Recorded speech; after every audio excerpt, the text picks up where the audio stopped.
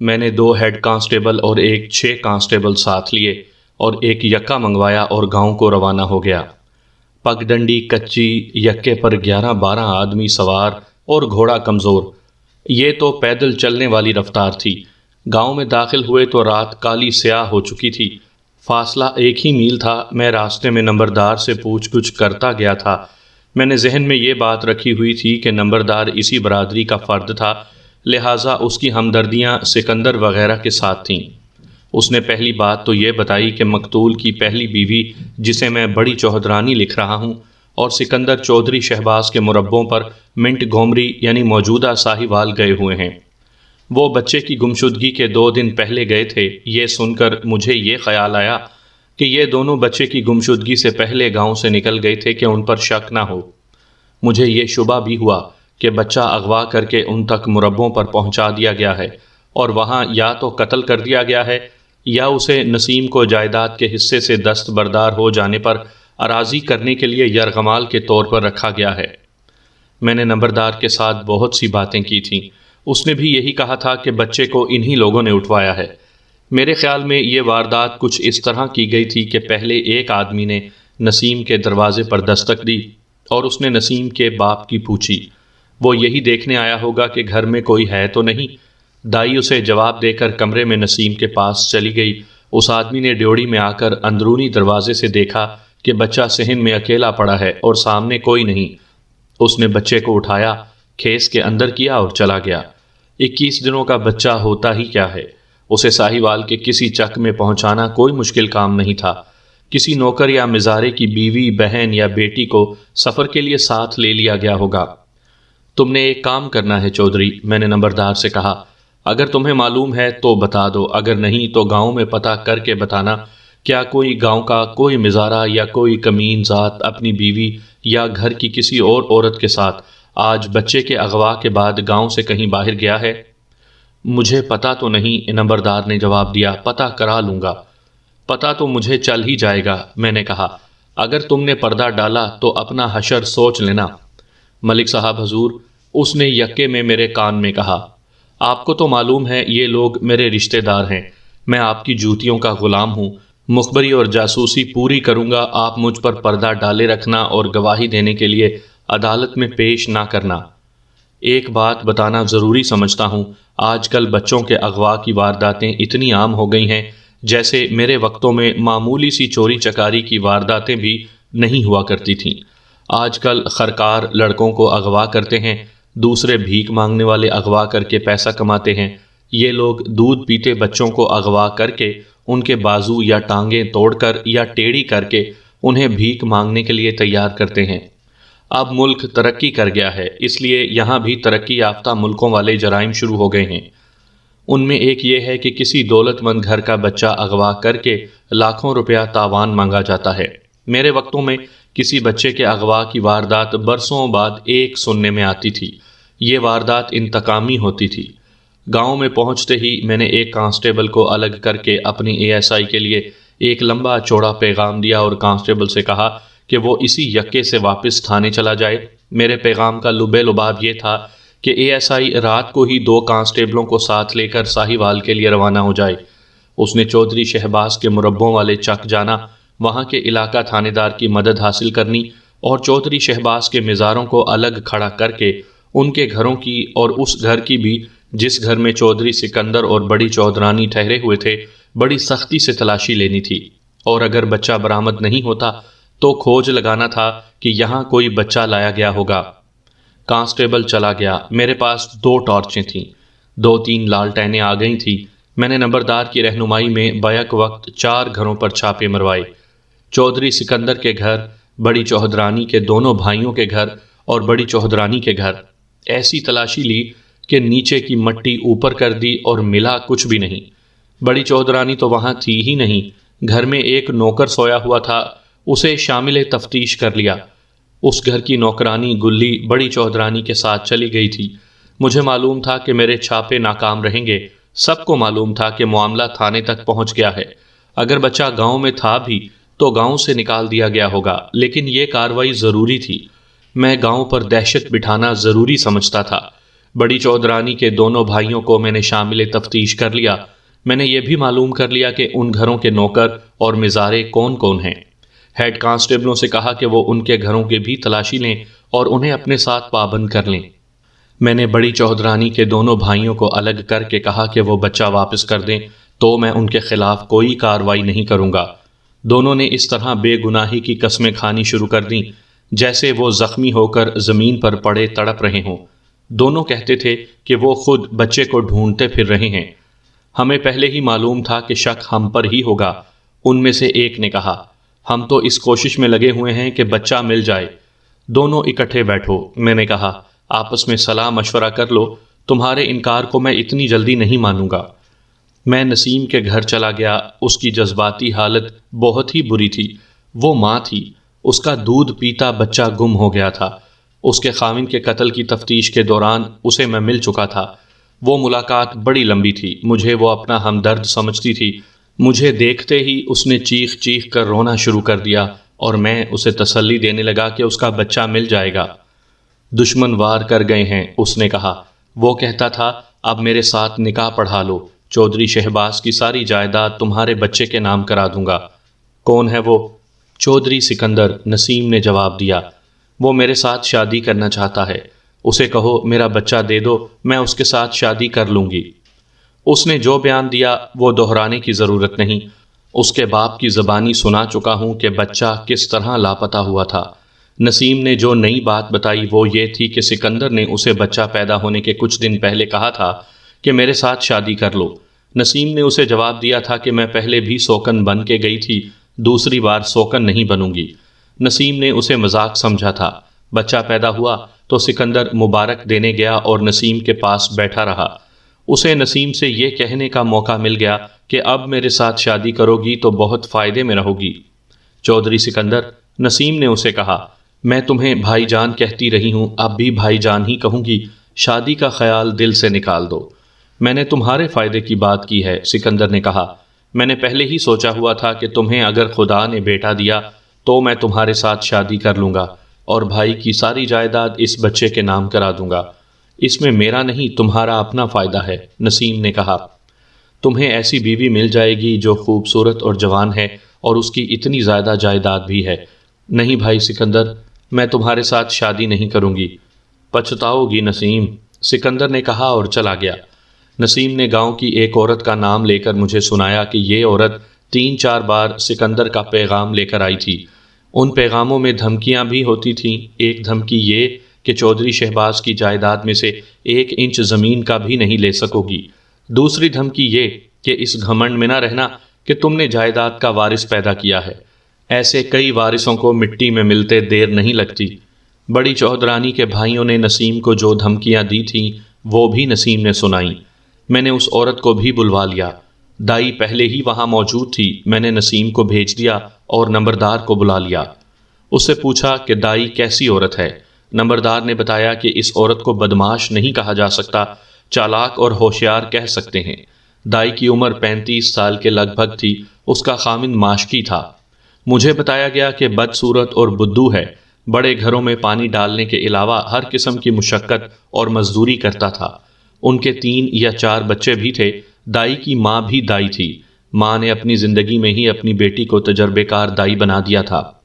کیا یہ دائی اتنی ہوشیار اور چالاک ہے کہ کسی کے بچے کو اٹھا کر کسی کے حوالے کر دے؟ میں نے نمبردار سے پوچھا۔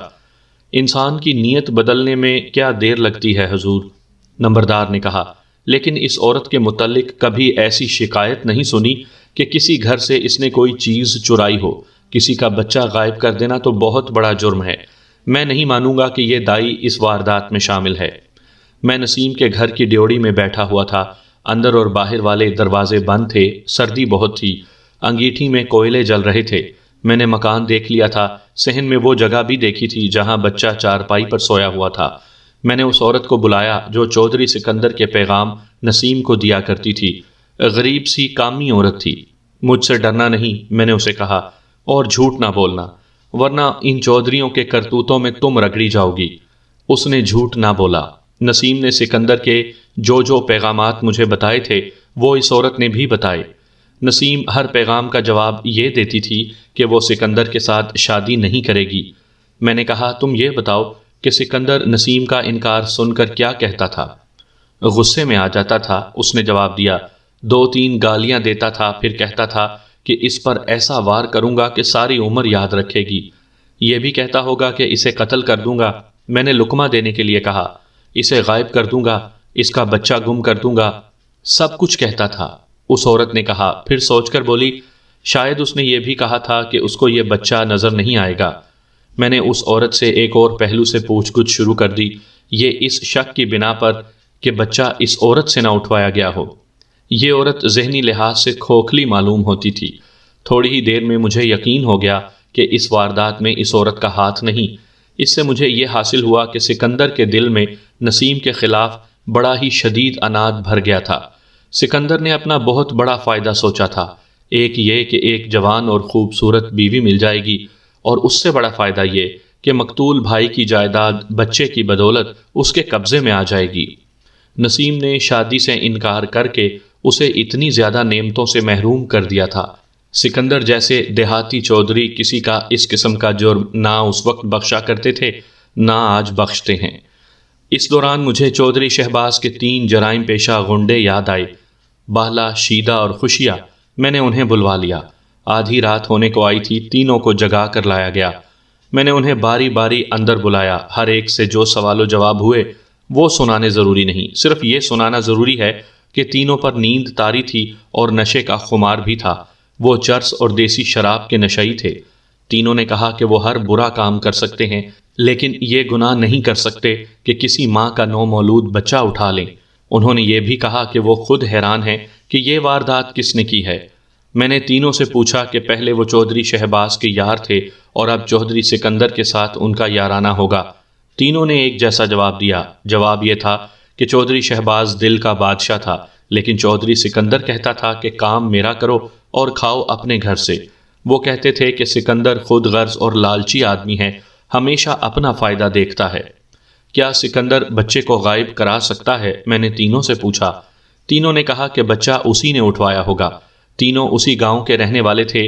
یہ تھانے کے باقاعدہ مخبر تو نہیں تھے، لیکن تھانے والوں کو خوش کرنے کی خاطر مخبری کر لیتے تھے۔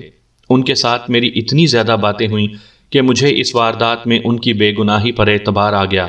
انہیں فارغ کر کے میں نے نمبردار کو بلا کر پوچھا کہ سکندر کے ساتھ ان تینوں کا تعلق کیسا ہے؟ بس سلام دعا ہے، نمبردار نے جواب دیا۔ سکندر اپنے بڑے بھائی مقتول جیسا نہیں۔ اب مجھ سے دوسری بات سنیں۔ آپ نے مجھے کہا تھا کہ گاؤں میں سے آج کوئی نوکر یا مزارہ کہیں چلا گیا ہو تو آپ کو بتاؤں۔ آج شام کی گاڑی سے ان کا ایک مزارہ اپنی بیوی اور 2 بچوں کے ساتھ چودھری شہباز کے مربوں پر منٹ گومری گیا ہے۔ ان کے جانے کی وجہ یہ معلوم ہوئی ہے کہ ان کا کوئی قریبی رشتہ دار جو مربوں پر ہوتا ہے بڑا سخت بیمار ہے۔ بجا طور پر شک ہوتا تھا کہ یہ مزارہ بچے کو ساتھ لے گیا ہے۔ میں نے جس ASI کو ساہیوال کے اس چک میں بھیجا تھا وہ خاصا ذہین تھا، تفتیش کے کام میں اپنی عقل آزادانہ استعمال کرتا تھا۔ مجھے امید تھی کہ وہ اس مزارے کو شامل تفتیش کر لے گا۔ میرے پاس ایک جونیئر سب انسپیکٹر بھی تھا، اسے تفتیش کے لیے جانا چاہیے تھا، لیکن ASI جتنا عقل مند تھا، سب انسپیکٹر اتنا ہی بے وقوف تھا۔ وہ ہندو تھا اور کسی ریاست کے مہاراجے کی سفارش سے اسے ترقی ملی تھی۔ سامعین کرام، آپ سن رہے ہیں انسپیکٹر احمد یار خان مرحوم کی تفتیشی کہانیوں کے سلسلے میں ایک اردو کہانی جائیداد کا وارث۔ یہ اس سلسلے کی قسط نمبر 4 ہے۔ مجھے امید ہے آپ کو میری یہ کاوش پسند آ رہی ہوگی۔ یہ ایسی واردات تھی جس کی تفتیش کے لیے نہ کوئی بنیاد مل رہی تھی، نہ کوئی راستہ نظر آتا تھا، نہ کوئی سراغ ملتا تھا۔ میں شک اور شبہ پر دماغ لڑا رہا تھا۔ البتہ شک اور شبہ کی بڑی وجہ ٹھوس اور قابل اعتماد تھی۔ مشکل یہ تھی کہ کسی کے خلاف کوئی پختہ شہادت نہیں مل رہی تھی۔ میں ایذا رسانی یعنی 3rd ڈگری کے ذریعے اقبال جرم کرانے کا قائل نہیں تھا، لیکن میں نے اس واردات کی تفتیش میں پکا ارادہ کر لیا کہ تمام مشتبہوں کو ایذا رسانی کی مشین میں ڈال دوں گا اور اس عمل کو اس حد تک لے جاؤں گا جہاں پتھر بھی پگھل جاتے ہیں۔ میں نے نسیم کے باپ کو ایک بار پھر بلایا اور اس سے پوچھا کہ اس کے گھر جو آدمی اس سے ملنے آیا تھا اور دائی نے اس آدمی سے کہا تھا کہ وہ ماتم والے گھر گیا ہوا ہے، کیا وہ آدمی اسے ملا تھا؟ نہیں ملا، اس نے جواب دیا۔ ماتم والے گھر کوئی آدمی مجھ سے ملنے نہیں آیا تھا۔ یہ سن کر میں یقین سے کہہ سکتا تھا کہ بچے کو اسی آدمی نے اٹھایا ہے۔ یہ شک مجھے پہلے بھی تھا۔ میں نے نسیم کے باپ کو باہر بھیج دیا اور دائی کو بلایا۔ اس کی آنکھوں میں آنسو تھے۔ میرے سامنے آتے ہی اس نے رو کر کہا، تھانے دار صاحب، بچہ مل جائے گا یا نہیں؟ مجھے تو ایسے لگتا ہے کہ کوئی ظالم میری گود سے بچے کو اٹھا کر لے گیا ہو۔ میں نے اسے کہا کہ وہ پورا بیان دے کہ بچہ کہاں تھا اور بچے کی ماں کہاں تھی۔ اس نے وہی بیان دیا جو میں نسیم اور اس کے باپ کی زبانی سن چکا ہوں۔ بیان سن کر میں نے اس پر جرح شروع کی۔ وہ تسلی بخش جواب دیتی رہی۔ میں نے اس سے اس آدمی کا حلیہ اور قد کاٹ پوچھا۔ اس نے قد لمبا بتایا لیکن حلیہ نہ بتا سکی۔ کہنے لگی کہ اس نے کھیس اس طرح لیا ہوا تھا کہ صرف آنکھیں اور ناک کا کچھ حصہ نظر آتا تھا۔ رات جاگتے گزر گئی۔ میرا یہ مطلب پورا ہوتا نظر نہیں آتا تھا کہ بچے کا سراغ مل جائے اور اسے میں قتل ہونے سے بچا لوں۔ صبح یہ امید ختم ہو گئی۔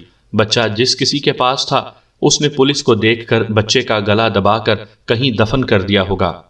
امید کی صرف یہ کرن ابھی موجود تھی کہ ASI مربوں پر گیا ہوا تھا۔ میرے دل سے دعا نکلی کہ بچہ وہاں پہنچا دیا گیا ہو اور میرا ASI پہنچ گیا ہو۔ میں صبح سویرے ابھی سورج نہیں نکلا تھا، مشتبہوں کی خاصی تعداد کو ساتھ لے کر تھانے میں آ گیا۔ ان میں بڑی چوہدرانی کے بھائی بھی تھے۔ میں نے ان سب کو اکٹھا کر کے کہا کہ میں آدھا گھنٹہ وقت دیتا ہوں۔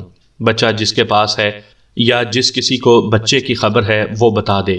اس کے خلاف کوئی کارروائی نہیں ہوگی۔ آدھے گھنٹے کے بعد میں کسی کی کوئی بات نہیں سنوں گا۔ انہیں یہ وارننگ دے کر میں نے جونیئر سب انسپیکٹر اور ہیڈ کانسٹیبلوں سے کہا کہ ان کی ہڈیاں بھی ٹوٹ جائیں تو پرواہ نہیں، مجھے ان میں سے کسی کا اقبالی بیان چاہیے۔ میں اپنے گھر چلا گیا اور سو گیا۔ زیادہ دیر نہ سویا۔ 2 گھنٹے بعد تھانے میں آ گیا اور مشتبہوں کی چیخیں سنی۔ ہیڈ کانسٹیبل ایذا رسانی کے کام میں لگے ہوئے تھے۔ واردات اس نوعیت کی تھی کہ تفتیش کے لیے یہ طریقہ ضروری تھا۔ وہ دن گزر گیا، رات بھی گزر گئی، مخبر اپنی رپورٹیں دیتے رہے، ان میں سے ایک بھی رپورٹ میرے کام نہیں آ سکتی تھی۔ مجھے بچے کا کوئی سراغ درکار تھا جو نہیں مل رہا تھا۔ تھانے میں اور کئی کام تھے۔ اگلا دن اس مصروفیت میں گزر رہا تھا کہ ایک گاؤں کا نمبردار 2 آدمیوں کو ساتھ لیے تھانے میں آیا۔ ان دونوں نے ایک بچے کی لاش دیکھی ہے، نمبردار نے کہا۔ عمر کیا ہے؟ میں نے اس کی بات پوری سننے سے پہلے بےتابی سے پوچھا۔ وہ تو کچھ دنوں کا لگتا ہے جناب، ایک آدمی نے کہا۔ چہرہ بالکل ٹھیک ہے، ہاتھ اور بازو ٹھیک ہیں، دونوں پاؤں اور گھٹنوں تک ٹانگیں کھائی ہوئی ہیں۔ وہی ہے، میرے منہ سے بے اختیار نکلا۔ دونوں آدمیوں سے مجھے جو تفصیل ملی وہ یوں تھی کہ جس جگہ بچے کی لاش پائی گئی تھی وہ اس نشیب کے بالکل قریب تھی جس میں بچے کا باپ چودھری شہباز قتل ہوا تھا۔ وہ بنجر اور ویران علاقہ تھا۔ یہ 2 آدمی راستہ چھوٹا کرنے کے لیے وہاں سے گزر رہے تھے۔ انہوں نے ایک کھڈ میں ایک اود بلا اور ایک نیولے کو کچھ کھاتے دیکھا۔ دونوں آپس میں لڑتے بھی تھے۔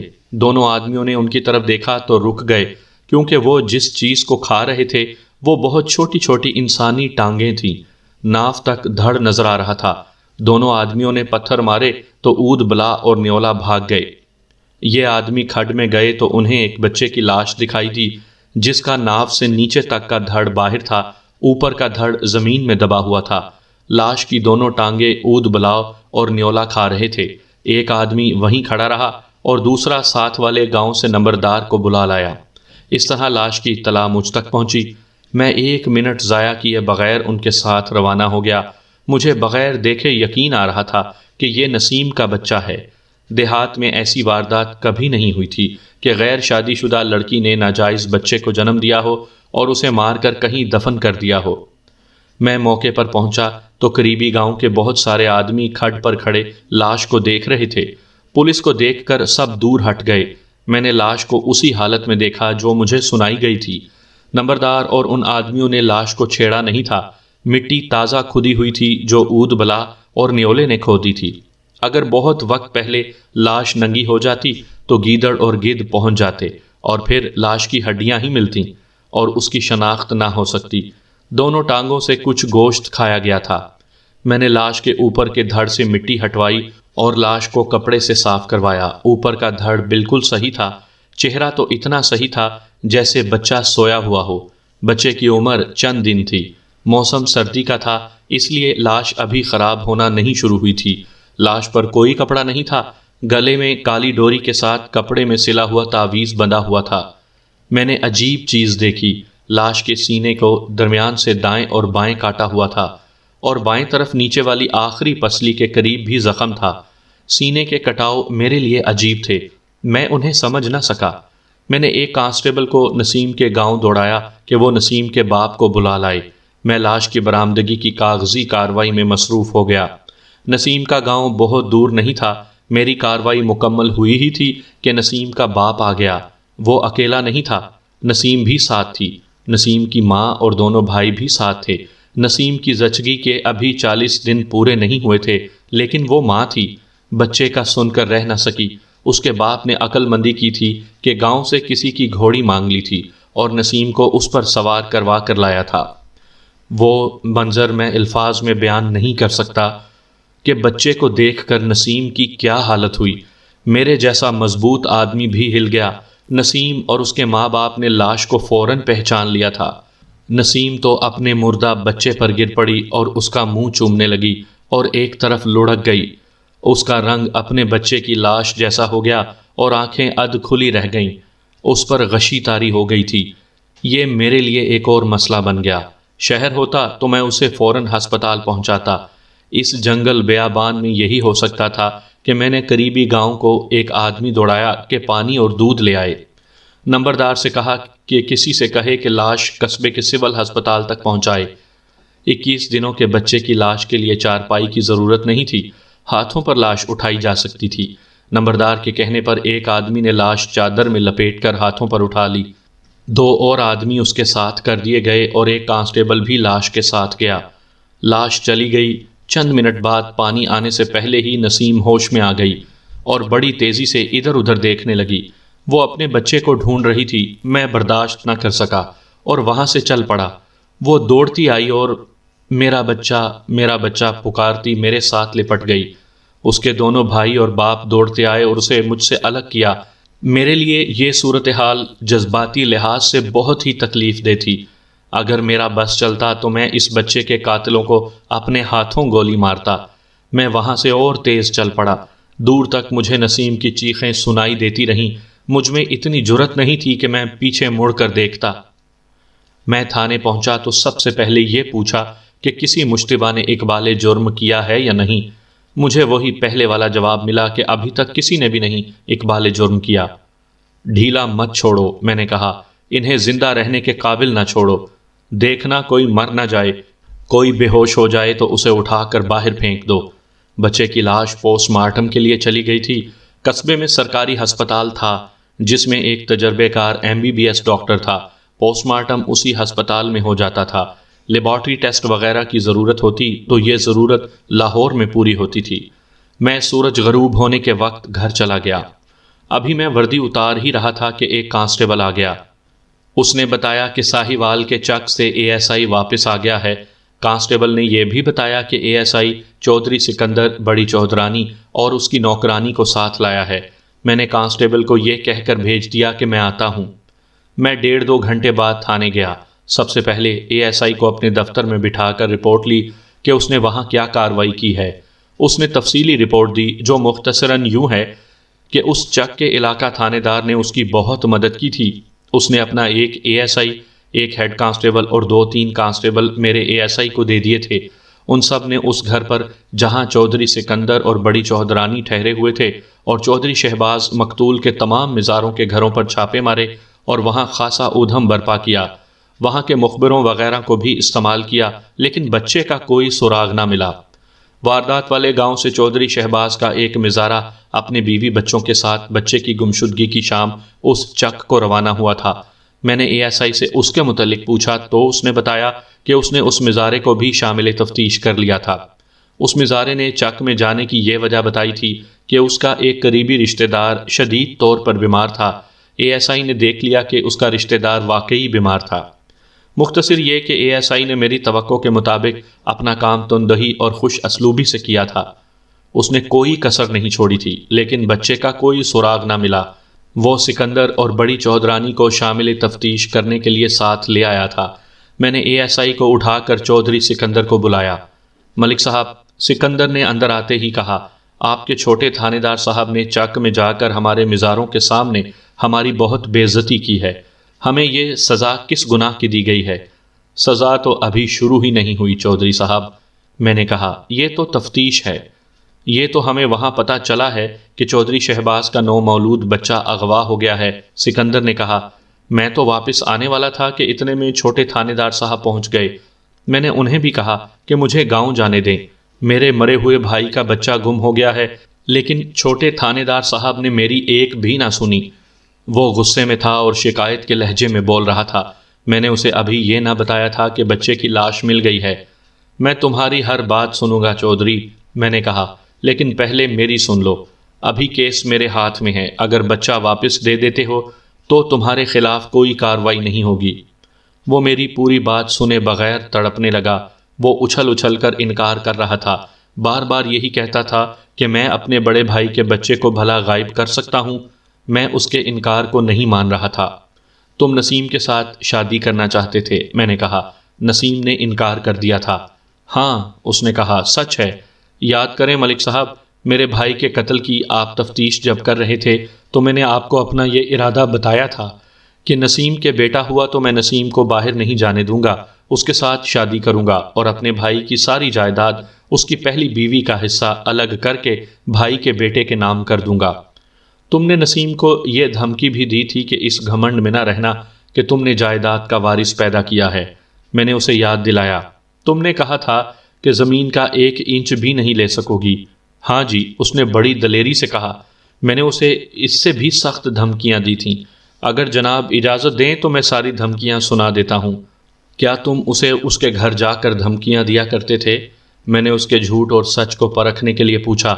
صرف ایک بار اس کے گھر جا کر، اس نے جواب دیا، اور اس کے بعد ایک عورت کی زبانی پیغام بھیجتا رہا۔ جناب حکم دیں گے تو اس عورت کو پیش کر دوں گا اور اسے کہوں گا کہ وہ میری زبان سے نکلا ہوا ایک ایک لفظ آپ کو سنائے۔ مجھے یاد تو نہیں، لیکن میں نے غصے میں یہ بھی کہا ہوگا کہ میں تمہارے اس جائیداد کے وارث کو گم کر دوں گا۔ توبہ توبہ ملک صاحب، میں اپنے بھائی کی نشانی کو غائب کر سکتا ہوں؟ تم غصے میں تھے چودھری سکندر، میں نے کہا۔ ایک تو تمہارے بھائی کی جائیداد تمہارے ہاتھ سے جا رہی تھی، اور نسیم جیسی خوبصورت اور جوان لڑکی بھی تمہارے ہاتھ سے نکل گئی تھی۔ تمہارے پاس انتقام کا یہی ایک طریقہ تھا، تم نے بچے کو اغوا کروا دیا۔ بچے کا الزام بار بار نہ لگائیں ملک صاحب، اس نے کہا۔ آپ حاکم ہیں، آپ کی عزت کرنا میرا فرض ہے، لیکن آپ اتنا ذلیل الزام لگاتے چلے جائیں گے تو میں گستاخی کر بیٹھوں گا اور اس گستاخی کی سزا کی پرواہ نہیں کروں گا۔ میں آپ کو یہ بھی بتا دیتا ہوں کہ میں نے نسیم کے باپ کو بھی دھمکیاں دی تھیں۔ میں نے اسے کہا تھا کہ وہ ایسا خیال دل سے نکال دے کہ اس کی بیٹی کے بیٹے کو جائیداد میں سے کچھ ملے گا۔ وہ بڑی دلیری اور جرت سے وہ تمام دھمکیاں مجھے سنا رہا تھا جو اس نے نسیم اور اس کے باپ کو دی تھیں۔ ملک صاحب، اس نے کہا، آپ بھی ہم جیسے انسان ہیں اور ہماری طرح ہر ذات کے لوگوں میں رہتے ہیں۔ ہماری طرح آپ کی ذات بھی اونچی ہے۔ میری ایک بات پر تھانے داری کو الگ رکھ کر غور کریں، نسیم نیچ ذات کی لڑکی نہیں، اس کی ذات ہم سے ایک درجہ کم ہے۔ اس کا خاندان ہماری طرح بڑا زمیندار خاندان نہیں۔ یہ تو میرے بھائی شہباز کے دل کا فیصلہ تھا کہ وہ اس لڑکی کو بیوی بنا کر اپنے اتنے اونچے خاندان میں لے آیا تھا۔ اب نسیم کی شادی اتنے اونچے خاندان میں نہیں ہوگی، شاید فیروز کے ساتھ اسے بیاہ دیں۔ کیا یہ ہمارے لیے بے عزتی کا باعث نہیں کہ لوگ کہیں گے کہ یہ چودھری شہباز کی بیوی تھی؟ یہ سوچ کر میرے دل پر چھریاں چلتی ہیں۔ یہی سوچ کر میں نے کہا تھا کہ نسیم کو میں اپنی بیوی بنا لوں گا۔ اس طرح خاندان کی عزت خاندان میں رہے گی۔ آپ کا یہ کہنا غلط ہے کہ میں نسیم کی خوبصورتی اور جوانی کی وجہ سے اس کے ساتھ شادی کرنا چاہتا تھا۔ دیہاتی معاشرے کی اقدار کے پیش نظر اس نے یہ بات بالکل ٹھیک کہی تھی، لیکن میرا مسئلہ پھر بھی وہیں کا وہیں تھا۔ شادی کرنے کی وجہ خواہ کچھ ہی تھی، مسئلہ یہ تھا کہ نسیم نے شادی سے انکار کر دیا تھا اور اس نے یہ بھی کہہ دیا تھا کہ وہ جائیداد میں سے بچے کا حصہ ضرور لے گی، جو بہت زیادہ بنتا تھا۔ میں کہتا تھا کہ بچے کے اغوا اور قتل کا باعث یہی تھا۔ کیا آپ یہ نہیں سوچتے ملک صاحب، چودھری سکندر نے کہا، کہ میں بچے کے گم ہو جانے سے 2 دن پہلے گاؤں سے اتنی دور چلا گیا تھا؟ بچے کو تم نے نہیں اٹھایا؟ میں نے کہا، تم نے اٹھوایا ہے۔ جس سے اٹھوایا ہے اس کا نام بتا دو۔ آپ مجھے گاؤں میں جانے دیں ملک صاحب۔ اس نے کہا میں بچے کو ڈھونڈوں گا۔ کہاں ڈھونڈو گے چودھری؟ میں نے کہا بچے کی لاش ملی ہے، لاش اسپتال گئی ہوئی ہے۔ نہیں، اس نے آگے ہو کر بڑی زور سے کہا، نہیں ملک صاحب، میرے بھائی کی نشانی، میرے بھائی کا وارث۔ اس کی آواز دب گئی اور اس کی آنکھوں سے آنسو بہہ نکلے۔ پہلے تو سسکیاں لے رہا تھا، پھر اس کی ہچکیاں نکلنے لگیں۔ وہ ایکٹنگ نہیں کر رہا تھا، اس کے رونے میں بناوٹ نہیں تھی۔ ملک صاحب، اس نے بچوں کی طرح روتے ہوئے کہا، مجھے جانے دیں، اگر آپ کو قاتل نہیں مل رہا تو اسے میں ڈھونڈ لوں گا اور خود تھانے میں حاضر ہو کر بتاؤں گا کہ قاتل کی لاش فلاں جگہ پڑی ہوئی ہے۔